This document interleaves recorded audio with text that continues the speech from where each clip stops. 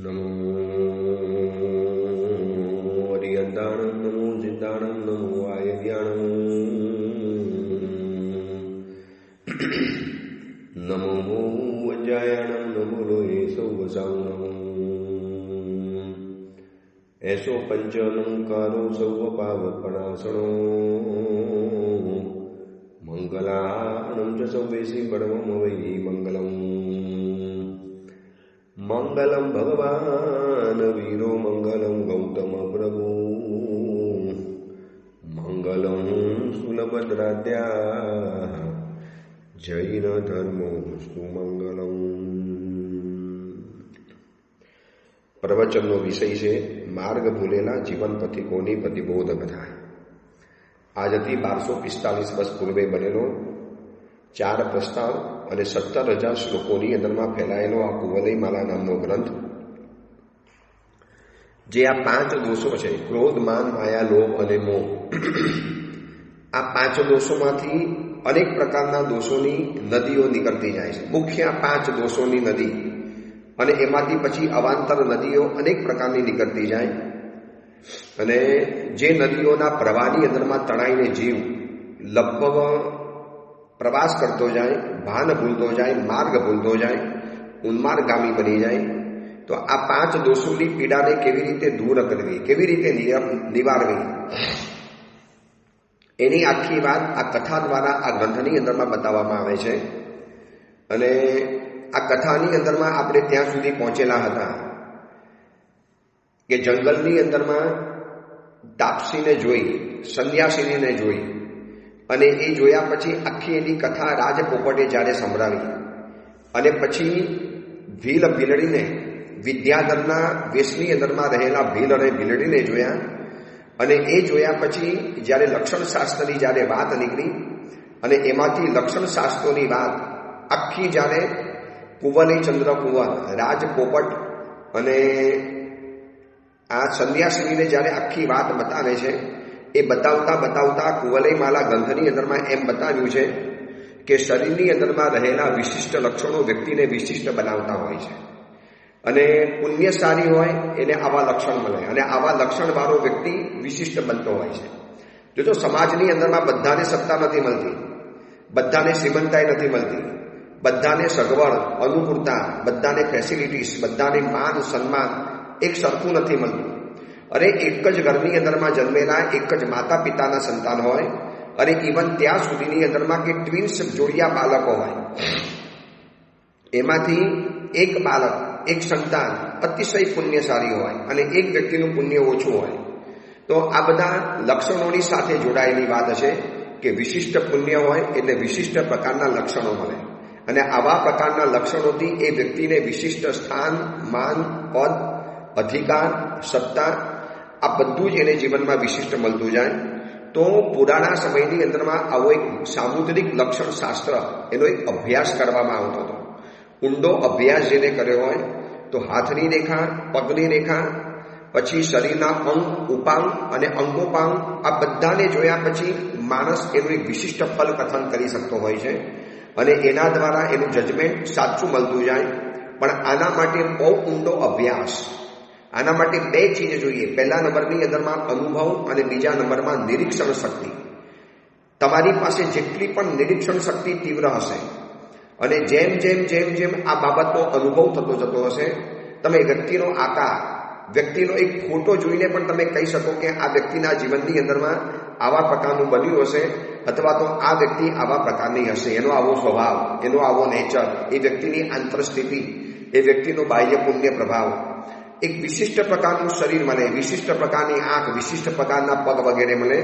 તો આપણે સામુદ્રિક લક્ષણ શાસ્ત્રની અંદરમાં કુવલયમાલા ગ્રંથની અંદરમાં જે કુવલયચંદ્ર જંગલની અંદરમાં રાજપોપટ અને સંન્યાસીનીને બતાવે છે, એ વાત આપણે જોઈ રહેલા છીએ. ગઈકાલે પગ સુધીની વાત જોઈ, કેળ અને નાભીની પણ વાતો જોઈ. હવે આપણે નાભીની વાતને આજે શરૂ કરવાની છે. નાભી એટલે ડૂટી, જેને પ્યોર ગુજરાતી ભાષાની અંદરમાં ડૂટી કહેવાય છે, જેને હિન્દી ભાષાની અંદરમાં નાભી કહેવાય, મધ્ય ભાગ. તો જેનો નાભી જેની દક્ષિણાવર્ત હોય એ ભોગોને સૂચવનારી હોય, ઊંચી અને ડાબા આવર્તવાળી જે નાભી હોય એ કુલ્લોક્ષય કરનારી હોય. હવે એની ઉપરની વાત આવે છે કે જે વ્યક્તિની છાતી એટલે કે સીનો, જેની ચેસ્ટ, જેની છાતી એકદમ પહોળી હોય, ઊંચી હોય, અતિ સ્નિગ્ધ હોય, રોમવાળી હોય, કોમલ હોય, એ વ્યક્તિને સુખી સમજવા. અમારા પૂજ્યપાદ આચાર્ય ભગવાન શ્રી હેમરત્ન સુરીશ્વરજી મહારાજા હતા. જ્યારે યુવાન થયા અને જ્યારે પુણ્ય પ્રભાવ જબરજસ્ત ખીલ્યો, જેમને જોયા હશે એમને ખબર હશે કે એમની 56ની છાતી કેવી હતી. કેવું એમ ચાલે એટલે એમ લાગે કે જાણે ડાલા મથ્થો સિંહ ચાલી રહેલો છે. એમની છાતી અતિ પહોળી, એકદમ ઊંચી, અતિ સ્નિગ્ધ, અતિ રોમવાળી. મેં મારી જિંદગીની અંદરમાં આવા 2 થી 3 જ વ્યક્તિઓ જોયા છે કે જેનું આવું એક વિશિષ્ટ પ્રકારનું શરીરનું લક્ષણ હોય. બહુ વર્ષો પહેલાં હેમંત સુરીશ્વરજી મહારાજ સાહેબને જોયા હતા. પછી મેં વલ્લભ સુરીશ્વરજી મહારાજ સાહેબના સમુદાયના મેં આવા એક મહાત્માને જોયા હતા. અને બહુ વર્ષો પહેલાં અમારું ચાતુર્માસ જ્યારે સેલમમાં હતું, ઈરોડની બાજુની અંદરમાં સેલમ ગામ, એ સેલમ ગામની અંદરમાં એક અજય સંન્યાસીની સાથે કાર્યક્રમ હતો. ત્યારે અજય સંન્યાસીની સાથે જ્યારે બેસવાનો વારો આવ્યો અને એ સંન્યાસીનું આખું શરીર આજે મને યાદ હશે. એમની લક્ષણબંધી આંગળીઓ, એમની જે શરીરની કાયા, ભરપેટ ઊંચાઈ અને એટલી પહોળી છાતી, એવી વિશાળ છાતી હતી. પછી ખબર પડી કે આ એરિયાના સૌથી મોટા સંત છે, બહુ પવિત્ર સંત છે અને એમના હજારો અનુયાયીઓ રહેલા છે. એટલે એ વ્યક્તિને સત્તા મળે, એવી વ્યક્તિ સુખી મળે. પરંતુ આનાથી જેની વિપરીત હોય, છાતી અત્યંત નીચી હોય, એકદમ વૃક્ષ હોય, રોમ વગરની હોય અને કઠણ હોય, તો એવી વ્યક્તિને દુઃખી સમજવાની. હવે જે વ્યક્તિની પીઠ સિંહના જેવી હોય, તમે જોજો સિંહની જે પીઠ હોય ને એકદમ પતલી અને ચાલે તારે એટલી અદ્ભુત દેખાતી હોય, તો જે વ્યક્તિની પીઠ સિંહ જેવી હોય અથવા તો હાથી જેવી હોય અથવા તો લાંબી પીઠ હોય, એટલે પાછળનો ભાગ જેને બેક ભાગ કહેવાય છે, બેક સાઈડ કહેવાય, એવો જેનો હોય અત્યંત લાંબો હોય અને એકદમ હાથી અને સિંહ જેવો હોય, એ વ્યક્તિને ભોગી સમજવાનો. ભોગીનો મતલબ છે એ વ્યક્તિની પાસે એવા પ્રકારના ભોગ સામગ્રીઓ મળે, સારું ઘર, સારું મકાન, કાર, આજની ભાષાની અંદરમાં ગાડી વગેરે, બંગલા વગેરે. એ જ્યાં પણ જાય ત્યાં એને ઉત્તમ પ્રકારના ભોગોની વ્યવસ્થા થઈ જાય. ભોગ એટલે સારા કપડાં, સારી વસ્તુઓ, સારી આઈટમ, સારી ચીજ, આ બધી જ વસ્તુ એની પાસે આવી જાય. હવે જેની પીઠ કાચબા જેવી હોય છે, એકદમ ઉપસેલી હોય, પાછલો ભાગ તમે જોજો જેનો ઢેકા પાછળના ઉપસેલા હોય, એ બહુ પુત્રવાળો હોય અને અતિ ધન સંપન્ન બનતો હોય. જેના હાથ ઊંચા અને જેના હાથ બહુ ઊંચા ન થઈ શકતા હોય તો એને દુષ્ટ સમજવાનું. ટૂંકા હાથવાળો વ્યક્તિ પુરુષોનો દાસ બનતો હોય છે.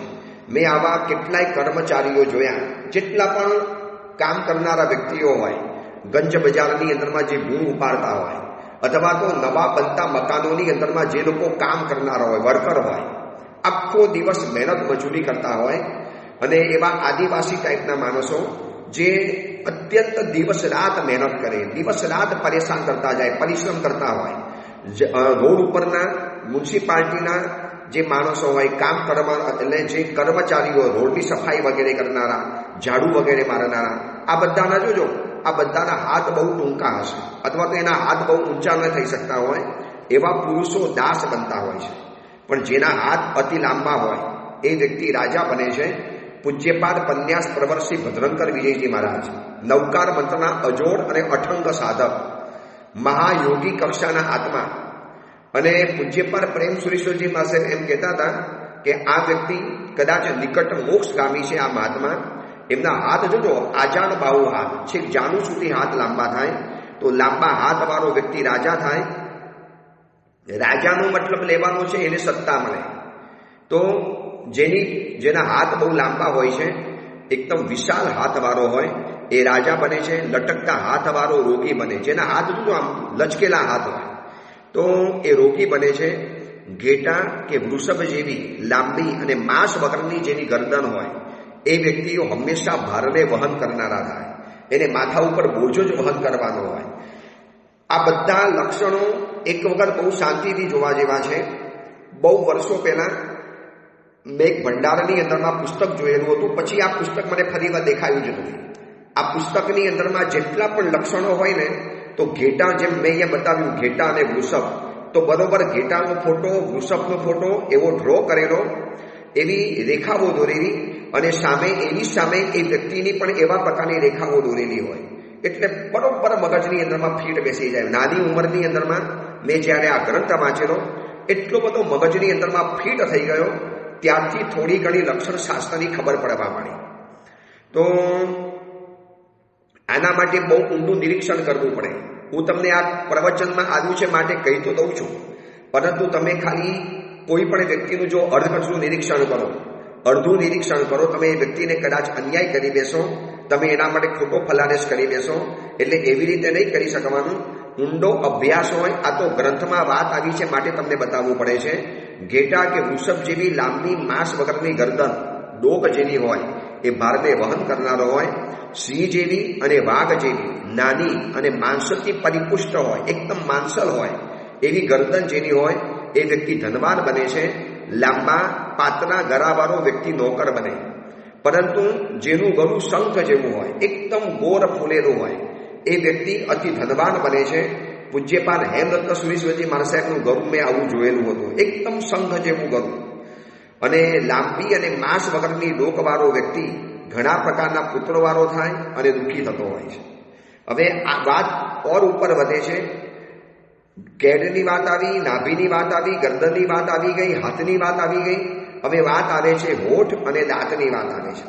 જે વ્યક્તિના હોઠ અત્યંત જાડા હોય, પુષ્ટ હોય, જેના હોઠ જાડા હોય છે, એ વ્યક્તિ ભાગ્યશાળી થાય.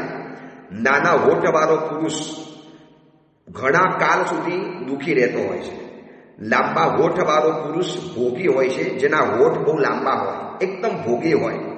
પૂજ્યપાદ ડેલાવાળા સમુદાયના આચાર્ય ભગવત શ્રી રામ સુરેશ્વરજી મહારાજ, ક્યાંકથી પણ એમનો ફોટો જો જોવા માટે મળે, જોજો, સૌ એકદમ પહોળા હોઠવાળા હતા આ મહાત્મા, અને કેટલા મોટા સમુદાયના અધિપતિ બન્યા, જેમના નામથી આજે આખો સમુદાય ઓળખાય છે. રામસુરી ડેલાવાળાનો સમુદાય. એ રામ સુરેશ્વરજી મહારાજ સાહેબના હોઠ અત્યંત પહોળા રહેલા હતા, લાંબા હોઠ હતા. નાના મોટા હોઠવાળો વ્યક્તિ અતિ ભયંકર બની શકે છે. શુદ્ધ અને એક સરખા અણીવાળા સ્નિગ્ધ અને સ્વચ્છ જેના દાંત હોય, એ રાજા બને. જેના દાંત એક સરખા હોય, આમ જાણે કુદરતે વ્યવસ્થિત ગોઠવીને બનાવેલા હોય, તો એ વ્યક્તિ રાજા બને. રાજાનું મતલબ અહીંયા વારંવાર સમજાવું છું કે એને કોઈક સત્તાની પ્રાપ્તિ થાય. રાજા એટલે એમ નહીં કે ગામનો રાજા બની જાય. રાજા એટલે પોતાના સમાજમાં, પોતાના એરિયામાં, પોતાના ઇલાકાની અંદરમાં, અથવા તો પોતાની જ્ઞાતિમાં, પોતાના સંઘની અંદરમાં એ વ્યક્તિને સત્તાની પ્રાપ્તિ થાય. હવે કોને કેટલા દાંત હોય તો શું થાય છે એ બતાવે છે. લક્ષણ શાસ્ત્રના જાણકારો કહે છે રાજાને 32 દાંત હોય. જે વ્યક્તિ વિશિષ્ટ ભોગોને ભોગવનારો હોય એને 31 એટલે કે 31 દાંત હોય. રાજાને 32 હોય, ભોગી વ્યક્તિને 31 દાંત હોય. મધ્યમ ભાગ્યશાળી જે વ્યક્તિ હોય, જેનું ભાગ્ય એકદમ મધ્યમ છે, બહુ એવું ઉચ્ચ પ્રકારનું પણ નહીં અને બહુ નીચ પ્રકારનું લો લેવલનું પણ નહીં, મધ્યમ ભાગ્યશાળી હોય, એને 30 દાંત હોય. અને એનાથી ઓછા દાંતવાળો જે વ્યક્તિ હોય એને નિર્ભાગી સમજવું. જેના મોઢાની અંદરમાં 30 કરતાં પણ દાંત જેને ઓછા હોય એ વ્યક્તિને નિર્ભાગી સમજવાનો.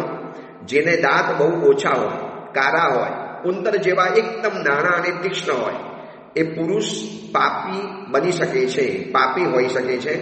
જેના દાંત અત્યંત વિભત્સ હોય, ભયંકર દેખાતા હોય, જેના દાંત અતિ વિષમ હોય, દાંત ઉપર દાંતો જેને ઉગી ગયા હોય, તો આ વ્યક્તિઓ દુષ્ટ સમજવાની, પાપી સમજવાની. અને જેટલા પણ ક્રાઇમ કરનારા હશે, જેટલા પણ અપરાધીઓ હશે, જેટલા પણ રેપિસ્ટ હશે, આ બધાના જ્યારે પેપરોની અંદરમાં ફોટા આવતા જાય છે અને આ બધાનું જ્યારે ધ્યાનથી નિરીક્ષણ કરીએ ત્યારે એમ લાગે કે અંગશાસ્ત્રની અંદરમાં, એટલે કે લક્ષણ શાસ્ત્ર, સામુદ્રિક શાસ્ત્રમાં જે બતાવ્યું છે એ વાત ખરેખર સાચી હોય છે. કારણ કે આ બતાવનારા સર્વજ્ઞ ભગવંતો છે. 14 વિદ્યા, 14 પૂર્વોની અંદરમાં આ બધું જ જ્ઞાન અંદરમાં આવતું હતું. હવે આગળ વધીને વાત આવે છે જીભ અને નાકની. કુવલયમાલા ગ્રંથની અંદરમાં આ બધી જ વસ્તુઓ વિસ્તારથી બતાવી છે. આપણે ધીરે ધીરે એક બાબતોને જોતા આપણે આગળ વધવું છે.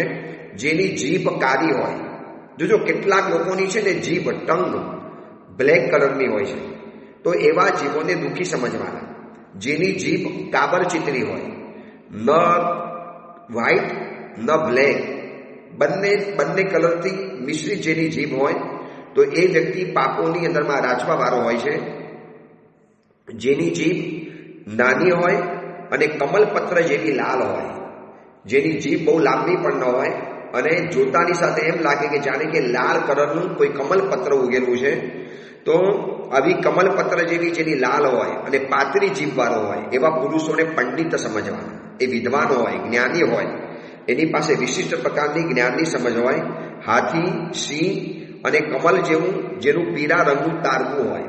હવે દાંતની વાત બધા પછી તારવું એટલે કે અંદરના પેઢાનો ઉપરનો ભાગ, એ તારવું જેનું હાથી, સિંહ અને કમલ જેવું પીળા રંગનું હોય, તો એ વ્યક્તિને શૂરવીર જાણવાનું. એ વ્યક્તિ લડાયક હોય, પરાક્રમી હોય, કોઈનાથી ડરે નહીં, બલબલી વ્યક્તિઓને જીવનમાં પહોંચી વળે.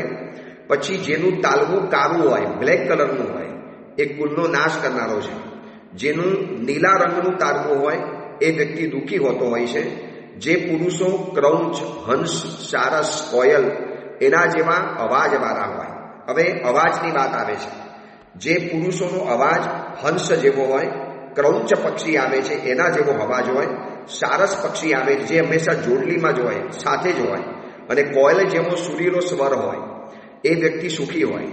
પરંતુ જેનો અવાજ ગધેડા જેવો, કાગડા જેવો, અથવા તો ફૂટેલા વાસણ જેવો, વાસણ તૂટી ગયું હોય અને એનો જે અવાજ નીકળે એવો તરડાયેલો અવાજ, વૃક્ષ અવાજ. તો જો કેટલાકના અવાજ છે ને ફાટેલા અવાજ હોય, એ બોલે એટલે જાણે કે અવાજ એનો તરડાઈ જતો હોય. અથવા તો વૃક્ષ સ્વરવાળો હોય, એ વ્યક્તિ ધનહીન હોય. અવાજ ઉપરથી પણ એટલે તમારા ગળામાંથી જેવા પ્રકારનો અવાજ નીકળે છે, સ્પષ્ટ રણકાવાળો અવાજ હોય, એકદમ મરદાના અવાજ હોય. અવાજની અંદરમાં ગંભીરતા હોય, ગહેરતા હોય, જેને સાંભળતાની સાથે એમ લાગે કે બસ આપણે સાંભળ્યા જ કરીએ. ગાતા ન હોય, ખાલી બોલતા હોય ને તો આપણે એમ લાગે કે જાણે કે સંગીત ચાલે છે, એક સંગીતમય અવાજ છે. તો આવી વિશિષ્ટ પ્રકારની વ્યક્તિઓ હોય, એને જીવનની અંદરમાં આવી વિશિષ્ટ સત્તાઓ મળતી હોય છે. હવે નાકની વાત આવે છે. વિશુદ્ધ નાસિકા વાળો હોય એ સૌભાગ્યશાળી હોય. એકદમ સીધી, સરળ અને સપાટ નાસિકા હોય, એ સૌભાગી હોય. જેની નાસિકા છેદાયેલી હોય એટલે વચની અંદરમાં દબાઈ ગયેલી હોય અથવા તો બે ભાગ પડેલા હોય એવી દેખાતી હોય, તો એ વ્યક્તિઓ અગમ્ય આચરણને કરનારા હોય છે. પછી જેની નાસિકા દીર્ઘ હોય, લાંબુ નાક હોય, જે વ્યક્તિનું એ અત્યંત સુખી હોય. જેનું નાક વાંકું હોય એ ચોર હોઈ શકે છે. ચપટી નાસિકા હોય તો એ વ્યક્તિ હંમેશા બીજાની ફરિયાદ કરનારો હોય, બીજાની ચાડી ચુગલી કરે, બીજાની વાત બીજાના કાનની અંદરમાં જઈને કહેનારો હોય. અને નાસિકા લાંબી હોય તો સજ્જન થાય, રાજા બને, સોય જેવી. તથા વાંકી નાસિકા વાળો હોય, એકદમ પતલી સોય જેવી, જેની નાસિકા એકદમ પતલી હોય, તો એવી વ્યક્તિ પાપી બને છે. ઊંચી અને જાડી નાસિકા હોય તો એ વ્યક્તિ જીવનભર મહેનત કરીને આ જીવિકા એને ચલાવવી પડતી હોય છે. આવા પ્રકારના વિશિષ્ટ લક્ષણો. એટલે આમાં છે ને બે વાત છે. લક્ષણ છે માટે આવું બને છે, અથવા તો એ વ્યક્તિ આવો હતો માટે એને એવા લક્ષણ મળ્યા.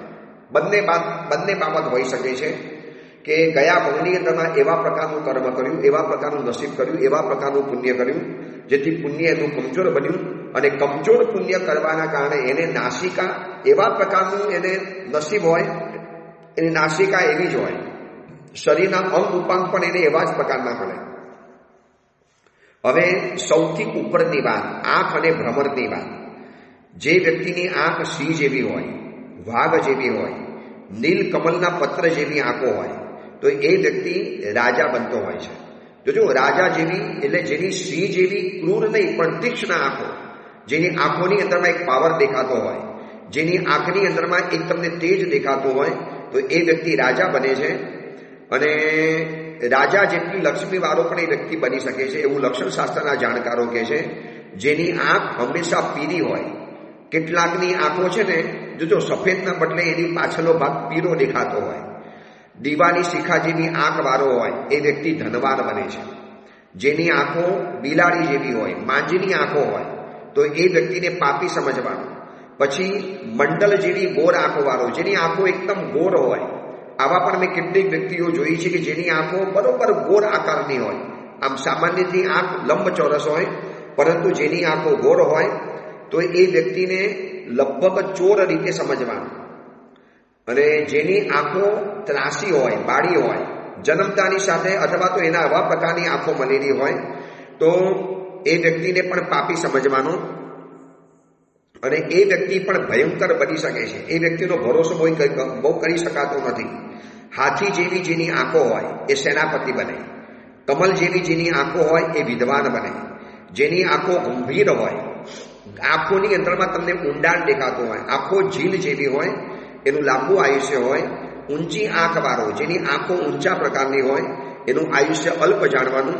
જેની આંખો કાળી હોય અને જેની એની આંખની કીકી અત્યંત કાળી હોય તો એને જીવનની અંદરમાં કોઈ પણ જાતનો ઉત્પાત આવી શકે છે. જેની આંખો મોટી હોય, જો કેટલીક વ્યક્તિઓની આંખો બહુ મોટી હોય અને વિશાળ નેત્રવાળો હોય તો એ વ્યક્તિ મંત્રી બની શકે છે. શ્યામ આંખવાળો દુર્ભાગી હોય, દીન આંખોવાળો ધન રહિત હોય. કેટલાકની આંખો તમે જોજો, એની આંખોમાં જોતા એમ લાગે જાણે કે એનો હંમેશા દીન ભાવ છે. આંખોની અંદરમાં દીનતા દેખાય. કેટલાકની આંખો એવી પ્રભાવશાળી હોય કે ચહેરા ઉપર સૌથી વધુ દેખાતું હોય તો એ વ્યક્તિ ધન રહિત હોય. વિશાળ આંખવાળો ભોગ સંપન્ન હોઈ શકે છે. ખંડિત આંખવાળો દરિદ્ર બને છે. ઘણી લાલ અને અતિ ઘણી પીળી આંખવાળો હોય, અતિ વધુ પડતી પીળી આંખવાળો અને વધુ પડતી લાલ આંખવાળો એ વ્યક્તિ ચોર હોય. કાગડા જેવી જેની આંખો હોય એ વધનો ભાગી બને છે.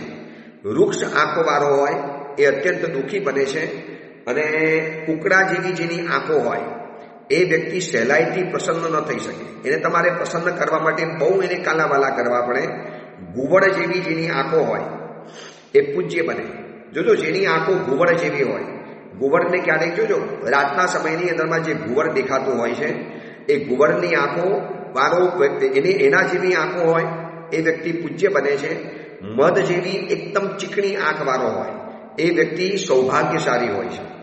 અને આમાં લખ્યું છે કુવલય માલા ગ્રંથની અંદરમાં, કાણા કરતા અંધ સારો, બાળી વ્યક્તિ કરતા કાણી વ્યક્તિ સારો. જેની આંખો બાળી હોય, ત્રાસી આંખો જતી હોય એના કરતા કાણો સારો. અને કાયર કરતા અંધ સારો, જે વ્યક્તિ ડરપોક હોય એના કરતા અંધ હોય એ વધારે સારું. કાણો સારો અને બાળો પણ સારો, જે વ્યક્તિ કાયર હોય એના કરતા. એટલે કુંવરે ચંદ્ર કુંવર એની કાને કહે છે કે એ સુંદરી, એવી વ્યક્તિની સાથે પ્રીત કે કલહ ક્યારે પણ નહીં કરવી. જેની આંખો આવા પ્રકારની હોય એની સાથે ક્યારે પણ આવી પ્રીત નહીં કરવાની, કારણ કે એવી અધમ વ્યક્તિઓને દૂરથી ત્યાગ કરી દેવાનો. જે વ્યક્તિ ઊંઘીને ઉઠ્યા હોય અને એવી એની કાયમ માટે આંખો હોય તો એના જીવનની અંદરમાં કોઈ લક્ષ્ય જ ન બાંધી શકે એ વ્યક્તિ. કેટલીક વ્યક્તિઓની આંખો તમે જુઓ ને એમ જ લાગે કે જાણે આ ઊંઘમાં જ છે. ઊંઘીને ઉઠ્યો હોય ને વ્યક્તિની આંખો જેવી દેખાતી હોય એ વ્યક્તિ જીવનની અંદરમાં ક્યારે લક્ષ્ય નથી બનાવી શકતો કે આ જિંદગી શેના માટે મળી છે, આ જિંદગીનો શેના માટે ઉપયોગ કરવાનો, મારે આ જિંદગીને ક્યાં આગળ લઈ જવાની. પછી જ્યાં ને ત્યાં એની આંખો પણ જ્યાં ત્યાં ભટકતી હોય. અને માંદા જેવી જેની નજર હોય, જેની આંખો હંમેશા માંદી વ્યક્તિની આંખ કેવી હોય એવી માંદલી આંખો જેની દેખાતી હોય તો એ વ્યક્તિને પાપી સમજવાનો. જેની નજર સીધી હોય એ વ્યક્તિને સ્ત્રીઓ આધીન થાય. તિરછી નજર કરનારો વ્યક્તિ કોપી હોય અને એવા પ્રકારના સ્વભાવવાળો હોય. ઊંચી નજરવાળો પૂર્ણ ભોગી હોય. નીચી નજરવાળો દોષોનો સ્થાન હોય. ઓછી ભ્રમણવાળો, જેને ભ્રમણ બહુ ઓછી હોય એવા પુરુષોને સ્ત્રી કાર્યની અંદરમાં બંધન બની શકે છે. સ્ત્રીના કારણે એ વ્યક્તિને બંધન બની શકે. લાંબી, વિશાળ, પહોળી, ભ્રમરવાળો હોય, આઈબ્રો જેને કહેવાય, ભ્રમર એટલે આઈબ્રો, એ વ્યક્તિ સૌભાગી હોય અને અભિમાની બનતો હોય છે. અને જેની નાની અને જાડી ભરાવદાર ભ્રમર હોય એ વ્યક્તિ ધનવાન બનતો હોય છે. ઉંદર જેવી ચપલ કાનવાળો બુદ્ધિશાળી બને. અને જેને કાનની અંદરમાં વાર હોય, કેટલીક વ્યક્તિને કાનની અંદરમાં વાર હોય છે, લાંબા લાંબા વાર નીકળતા હોય તો આને દીર્ઘાયુ સમજવાનો. બહુ વર્ષો પહેલા અમે લોકો બેંગ્લોરની અંદરમાં ગયા હતા પૂજ્યપાલ ગુરુદેવ ભુવન ભાનુશ્રેષ્ઠજી મહાસાહેબની સાથે. ત્યારે એ સમયમાં ચીકપેટની અંદરમાં ચોમાસું હતું અને ત્યાં લક્ષ્મીચંદજી ભાઈ નામના એ સંઘના પ્રમુખ હતા એ સમયની અંદરમાં. હું બહુ નાનો હતો, પરંતુ મેં જોયા હતા જ્યારે જ્યારે પણ ગુરુને વંદન કરવા માટે આવે, ઉપર કાળી ટોપી પહેરે, નીચે ધોતી પહેરે, અને એમના કાનની બહારમાંથી એટલા બધા વાર બહાર નીકળેલા હતા. આટલા વર્ષોની અંદરમાં આ એક જ વ્યક્તિ એવી જોઈ અને ખૂબ લાંબુ જીવ્યા એ લક્ષ્મીચંદજી. એટલે કાને વાર હોય એ દીર્ઘ આયુષ્ય સમજવાનો. હવે કપાળની વાત બતાવે છે. વ્યક્તિનું જે કપાળ છે ને, લલાટ, જેનું લલાટ મોટું હોય એ ભોગી હોય. જો કેટલીક વ્યક્તિઓના કપાળ છે ને, આપણને જોતાની સાથે ખબર પડી જાય કે બહુ વિશાળ લલાટ છે, બહુ મોટું ભાગ્ય છે. ચંદ્ર જેવું જેનું હોય એ રાજા બને.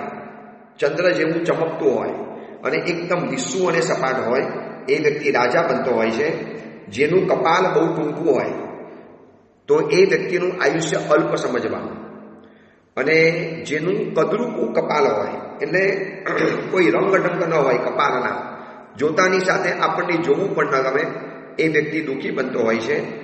હવે જેનું વદન દીર્ઘ હોય, ઘણાના ચહેરા છે ને દીર્ઘ ચહેરા હોય, પહોળા બદનવાળા હોય, તો એ લોકો આજીવિકાની મુશ્કેલીવાળા બનતા હોય છે.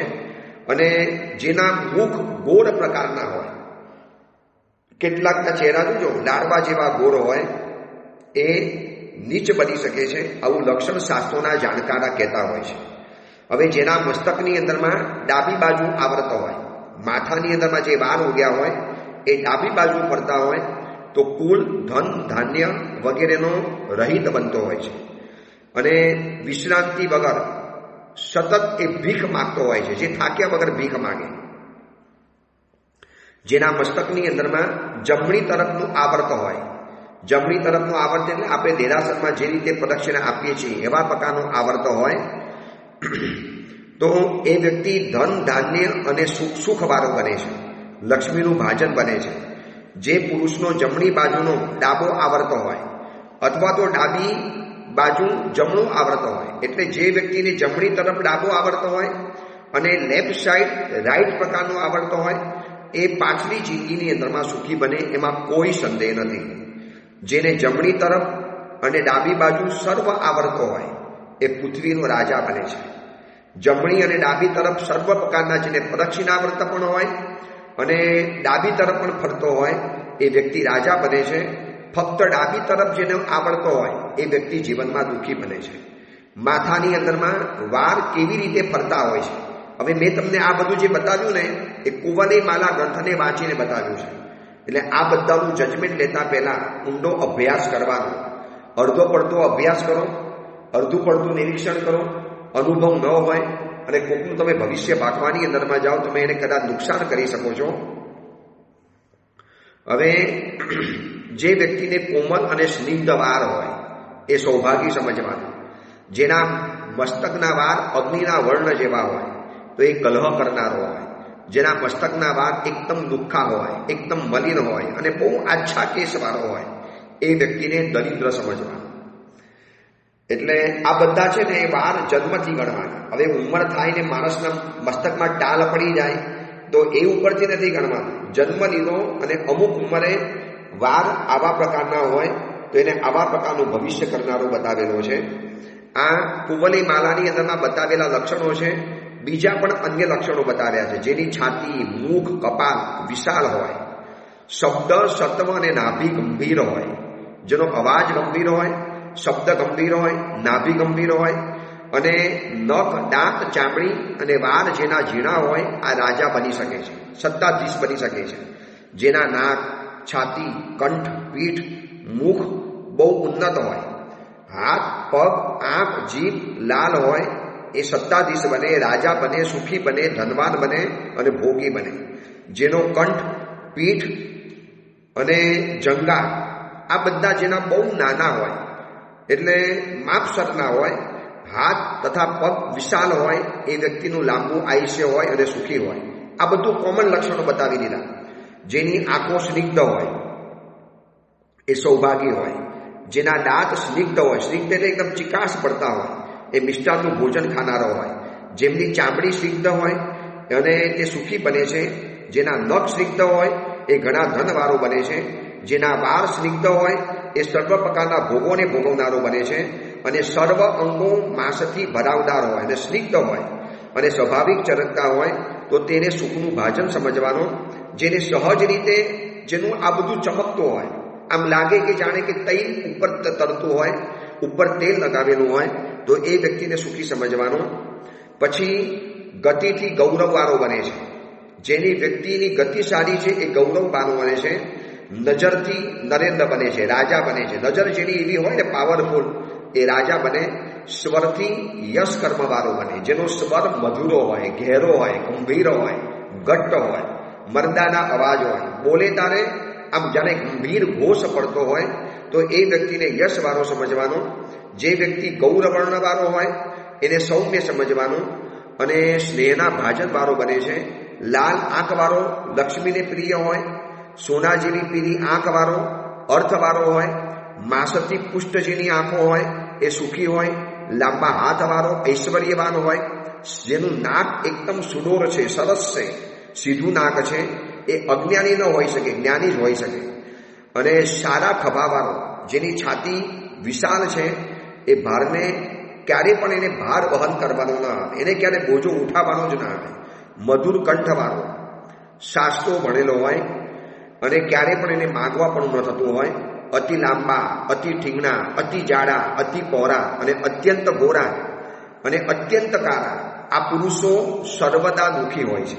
ફરી વખત, જે અતિશય લાંબા હોય, અતિશય બહુના હોય એટલે કે ઠીંગણા હોય, અત્યંત જાડા હોય, અત્યંત પાતળા હોય, અત્યંત ગોરા હોય, અત્યંત કાળા હોય, એ વ્યક્તિઓ હંમેશા દુઃખી બનતા હોય છે.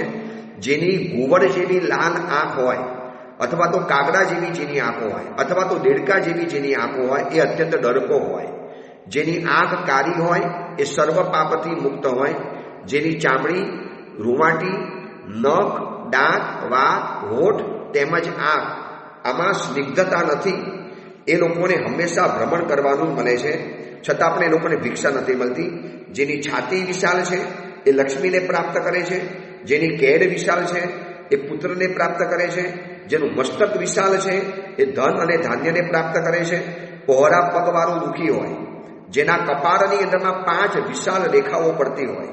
આમ કપાળ ઊંચું કરો, કપાળની ચામડી ઊંચી કરો અને 5 અખંડ રેખાઓ પડતી હોય, તે સુખી સમજવાનું, ધનપતિ સમજવાનું, રાજા સમજવાનું અને એ 100 વર્ષનું આયુષ્ય જીવનારો બને. જેને 4 રેખાઓ હોય 80 વર્ષ અથવા તો 90 વર્ષ. જેને 3 રેખાઓ હોય એ લગભગ 60-70 વર્ષ જીવે. જેને 2 રેખા હોય એ લગભગ 40થી 50 વર્ષ જીવે.